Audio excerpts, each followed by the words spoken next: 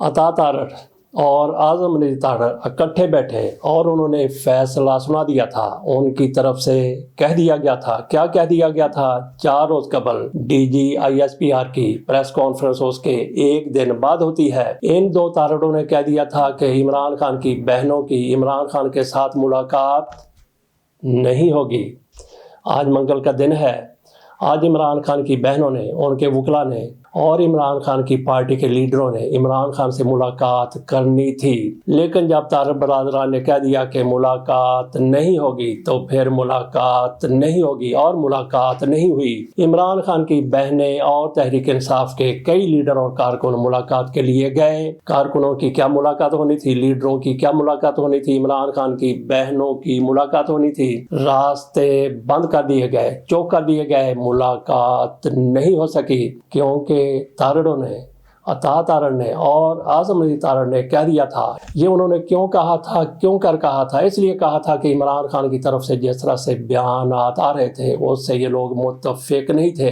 جس طرح سے عمران خان کی طرف سے جیل کے اندر اپنی بہنوں کو کہا گیا، ذہنی مریض فیلڈ مارشل صاحب کو کہہ دیا گیا اور ان کی بہنوں کی طرف سے یہ سارا کچھ باہر آ کے کہہ دیا گیا اور ٹویٹر پر بھی چڑھا دیا گیا، اور اس پر پھر یہ لوگ تھوڑا سا تل ملائے کہ یہ کیا بات ہوئی کہ وہاں پہ جاتے ہیں، فیلڈ مارشل کے خلاف بات کرتے ہیں، اور اگلے روز پھر DGISPR صاحب کی طرف سے پریس کانفرنس کر دی گئی۔ بڑی سخت پریس کانفرنس تھی۔ اس والے سے ہم نے یہ بات بھی کرنی ہے کہ مسلم لیگ نون کی جو لیڈرشپ ہے، اس کانفرنس کے بعد جس طرح سے ان کی طرف سے بیانات آ رہے ہیں، ابھی میں یہاں پہ دیکھ رہا تھا ٹی وی پر عظمیٰ بخاری صاحبہ کا بیان تھا کہ عمران خان کے ذہنی مریض ہیں، ان کے علاج کی ضرورت ہے۔ یہ کس نے کہا؟ عظمیٰ بخاری صاحبہ، مریم نواز شریف صاحبہ کی دست راست ہے، ان کی طرف سے کہا گیا کہ عمران خان ذہنی مریض ہیں اور ان کے علاج کی ضرورت ہے۔ تو ناظرین آپ یقین رکھیے کہ مسلم لیگ نون کے بڑے بڑے لیڈر، ان میں عظمیٰ بخاری بھی ہیں، ان میں عطا تارڑ بھی ہیں، ان میں اعظم نذیر تارڑ بھی ہیں، ان میں خواجہ آصف ہیں، ان میں رانا ثناءاللہ ہیں،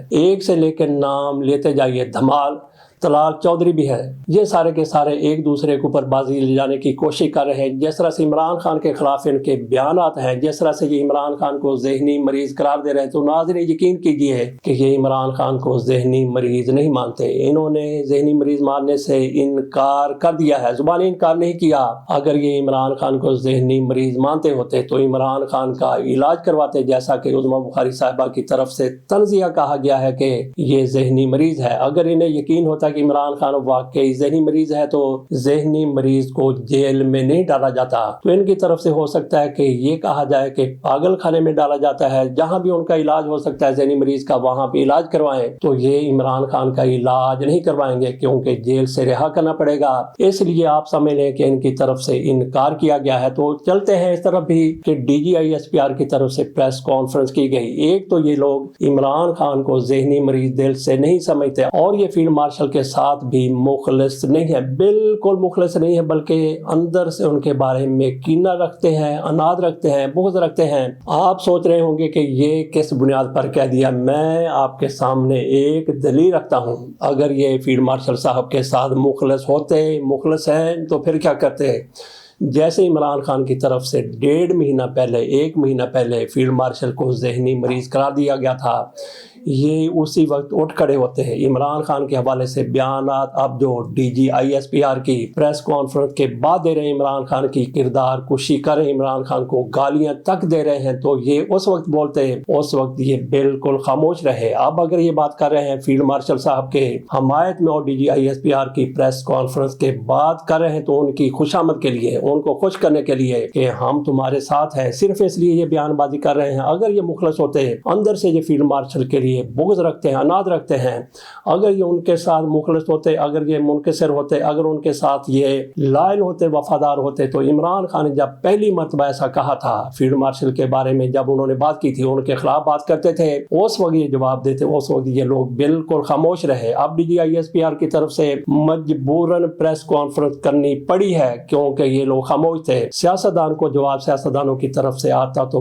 بہت بہتر تھا، لیکن یہ لوگ خاموش رہے اور DGISPR کو سامنے آنا پڑا، ان کو پریس کانفرنس کرنی پڑی، اور اس کے بعد ان کی طرف سے تال پر لے کو اٹھا دیا گیا۔ اب یہ خاموش ہونے میں نہیں آ رہے، صرف اس لیے کہ انہوں نے DGISPR کی، فیلڈ مارشل کی خوش آمد کرنی ہے۔ تو باقی ان کے بیانیے کو دیکھ لیجئے، لے لیجئے۔ ان کو کہا جاتا ہے کہ تم نے 200-300 بندے کیوں بھرتی کر رکھے ہیں بیانیے کے لیے، پراپیگنڈے کے لیے؟ تو وہ لوگ پیڈ ہیں، ان کو تنخواہ دی جاتی ہے، اس لیے تنخواہ لینے والا بندہ جو کام کرتا ہے وہ اپنی دہاڑی پوری کرتا ہے۔ اس کے مقابلے میں تحریک انصاف، جن پر یہ الزام لگتا ہے کہ انہوں نے ہزاروں لوگوں کو بھرتی کیا ہوا ہے پراپیگنڈے کے لیے، حکومت کے خلاف پراپیگنڈے کے لیے، فوج کے خلاف پراپیگنڈے کے لیے، تو اگر وہ لوگ بھرتی کیے گئے ہیں تو ان کے پاس کوئی ثبوت نہیں ہے۔ مجھے لگتا ہے کہ ان کے پاس بھرتی کیے گئے لوگ نہیں ہے، کسی کو پے نہیں کرتے، بلکہ وہاں پہ زیادہ تر والنٹیئر ہیں، اور والنٹیئر میں اور پیڈ میں بہت زیادہ فرق ہوتا ہے۔ D G I S P R کو بھی یہ کہنا پڑا ہے کہ یہ لوگ بڑے ماہر ہیں۔ کس میں ماہر ہیں؟ پراپیگنڈا میں ماہر ہیں۔ انہوں نے کہا کہ گوبلز اگر زندہ ہوتا، جیسا کہ ہٹلر کا وہ مشیر تھا، وزیر تھا، اتنا جھوٹ بولتا تھا، اتنا پراپیگنڈا کرتا تھا کہ جھوٹ کو سچ سے بھی بہتر بنا کے پیش کر دیتا تھا، تو D G I S P R کی طرف سے ان کی اس مہارت کا اعتراف کیا گیا ہے کہ ان کے پاس بیانیہ بنانے والے بندے ہیں اور بہت ہی ماہر ہیں۔ کوئی بیانیہ بنانا ان سے سیکھے۔ یہ اسی پریس کانفرنس میں D G I S P R Ahmed Sharif Chaudhry صاحب کی طرف سے کہا گیا، جس میں انہوں نے عمران خان کو ذہنی مریض قرار دیا تھا۔ آپ کے سامنے ہم نے دو باتیں پیش کی ہیں۔ ایک تو مسلم لیگ نون کے جو بڑے بڑے لیڈر ہیں، ان کے نام بھی آپ کے سامنے رکھے، ان میں آسن اقبال صاحب بھی ہیں۔ انہوں نے کہا کہ اگر میں ہوتا تو میں ان سے بھی زیادہ سخت پریس کانفرنس کرتا۔ تو اس طرح کے لیڈر آپ کے سامنے رکھا کہ ایک تو یہ فیلڈ مارشل صاحب کے ساتھ مخلص نہیں ہیں، اور دوسرا یہ عمران خان کو ذہنی مریض بھی نہیں مانتے ہیں۔ اگلی خبر کی طرف چلتے ہیں۔ یہ ہے خرم ذیشان، یہ سینیٹر ہیں، تحریک انصاف کے نئے بننے والے سینیٹر ہیں۔ ان کی طرف سے D G I S P R کی پریس کانفرنس کے بارے میں زیادہ ہی سخت الفاظ استعمال کر لیے گئے۔ یہ ان کی طرف سے کہا گیا، آپ خود پڑھ لیجئے کہ انہوں نے یہ الفاظ استعمال کیے ہیں۔ یہ خرم ذیشان کی طرف سے ٹویٹ کیا گیا تھا، لیکن اب یہ پتہ چلا ہے کہ انہوں نے اپنا یہ ٹویٹ ڈیلیٹ کر دیا ہے۔ میرا خیال ہے کہ انہوں نے بہت اچھا کیا، ٹویٹ کو ڈیلیٹ کر دیا، لیکن کہا جا رہا ہے کہ ان کے گھر پر رات کو حملہ کیا گیا، اپنے گھر میں وہ موجود نہیں تھے، وہاں پہ فائرنگ بھی ہوئی۔ کہا جاتا ہے کہ 5 ویگو ڈالے آئے تھے اور اس میں کوئی 20-25 لوگ موجود تھے۔ تو یہ خبر کہاں سے آئی، کیسے آئی؟ سوشل میڈیا پر خبر چل رہی ہے اور ریگولر میڈیا پر بھی یہ خبر چل رہی ہے۔ جیسے ہی خبر سامنے آتی ہے تو آپ کے ذہن میں ناظرین کیا آتا ہے، میرے ذہن میں کیا آتا ہے؟ ڈیفینیٹلی فطری طور پر یہی چیز سامنے آئے گی کہ انہوں نے چونکہ فوج کے خلاف ایسا بیان دیا ہے، فوج کے خلاف ایسا ٹویٹ کیا ہے، تو فوج کی طرف سے یا اسٹیبلشمنٹ کی طرف سے وہاں پہ حملہ کیا گیا ہوگا۔ تو ناظرین یہاں پہ سوچنے کی ضرورت ہے، کیا حملہ واقعی ہوا ہے؟ سب سے بڑا سوال یہ ہے، اگر حملہ ہوا، ہو سکتا ہے کہ حملہ نہ ہوا ہو، کسی نے ایسے پروپیگنڈا چھوڑ دیا ہو، کیونکہ ان کی طرف سے کوئی بیان سامنے نہیں آیا۔ ان کی آواز میں ہو سکتا ہے جو کچھ کہا جا رہا ہے وہ بھی اے آئی سے کیا گیا ہو۔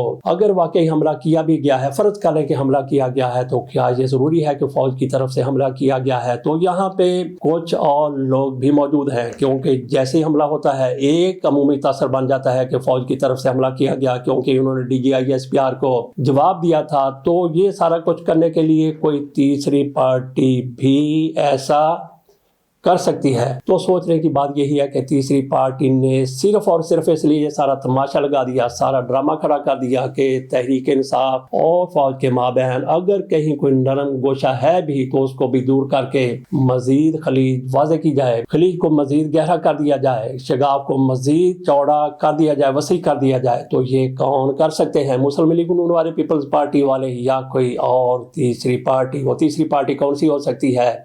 یہی تیسری پارٹی ہو سکتی ہے، مسلم لیگ نون یا پیپلز پارٹی کو میرا خیال ہے کہ اتنا آگے جانے کی ضرورت نہیں ہے، کیونکہ وہ تو دم چھلا بنے ہوئے ہیں۔ کس کا دم چھلا بنے ہوئے ہیں یہ کسی کو بتانے کی ضرورت نہیں ہے، مسلم لیگ نون کا یا کسی اور کا۔ عمران خان کی پارٹی کے بارے میں کہا جا رہا ہے کہ عمران خان کی سیاست ختم ہو گئی، عمران خان کی پارٹی ختم ہو گئی۔ تو ناظرین ایک منٹ کے لیے سوچ لیجئے، مان لیجئے کہ عمران خان کی سیاست ختم ہو گئی، عمران خان کی پارٹی ختم ہو گئی۔ عمران خان کیا ہے؟ عمران خان تحریک انصاف ہے، یا تحریک انصاف عمران خان کی وجہ سے ہے، یا عمران خان تحریک انصاف کی وجہ سے ہیں؟ آج جو بھی لیڈرشپ ہے تحریک انصاف میں وہ عمران خان کی وجہ سے ہے۔ یہ سارے کے سارے چھوڑ کے چلے جائیں۔ جیسا کہ کہا جا رہا ہے کہ تحریک انصاف کی سیاست ختم ہو گئی، تحریک انصاف زمین بوس ہو گئی۔ واقعی تحریک انصاف زمین بوس ہو گئی، جو کچھ ان کے ساتھ کر دیا گیا ہے۔ تو پھر کھڑی کون سی چیز ہے؟ کون سی چیز جو جس کو کہہ رہے ہیں کہ زمین بوس ہو گئی، وہ آسمان پر کیسے پہنچ گئی؟ وہ ہے عمران عمران خان کی ذات، عمران خان کی شخصیت، عمران خان بذات خود ایک پارٹی ہے، کل وہ اپنی پارٹی کا نام تحریک انصاف کی بجائے کچھ اور رکھ لیتے ہیں تو وہی پارٹی بن جائے گی، اور عمران خان ان سارے لوگوں کو جو آج بڑے بڑے لیڈر ہیں ان کو نکال دیتے ہیں یا وہ لیڈر ان کو چھوڑ کے چلے جاتے ہیں، تو عمران خان کالج کے اسٹوڈنٹس کو جن کی عمر 18 سال سے اوپر ہو چکی ہے، وکلاء کو جن کی عمر کوئی 22-23 سال 25 سال ہے، نوجوانوں کو عمران خان سامنے لے آتے ہیں، کسی کو سیکرٹری جنرل بنا دیتے ہیں، کسی کو نائب صدر بنا دیتے ہیں، کسی کو